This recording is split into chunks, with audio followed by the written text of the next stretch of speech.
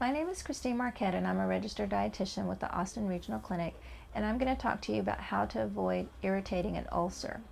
An ulcer is actually a type of open lesion or sore that can be found either on the skin or in the mucous membranes. When most people think of ulcers, they typically are thinking of stomach ulcers that are also called peptic ulcers.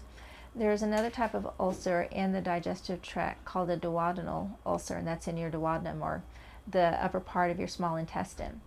The same things can irritate both.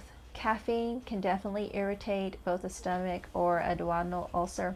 The reason why is because caffeine can actually stimulate acid secretion. So for that reason, you want to limit or avoid caffeine as much as possible. Another irritant to ulcers is alcohol. So again, if you already have an ulcer, you want to make sure that you avoid alcohol or anything that contains alcohol. That would include some medications like cough syrups. Another thing that irritates ulcers is smoking. So that's a good reason to quit smoking if you're a smoker, because that definitely can irritate ulcers. In addition, there are some medications that can cause irritation to ulcers, things like aspirin and other non-steroidal anti-inflammatories such as ibuprofen. So once again, if you already have an ulcer, you need to avoid those types of medications because it can just increase your pain.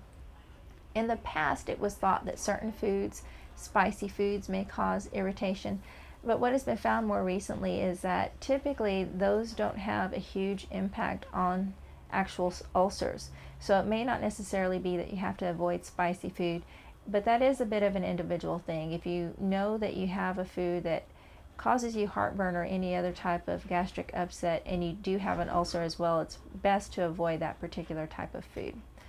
So again, in summary, for things that typically cause most irritation to ulcers, caffeine, alcohol, and smoking. Those are the three main things you want to avoid irritating an ulcer.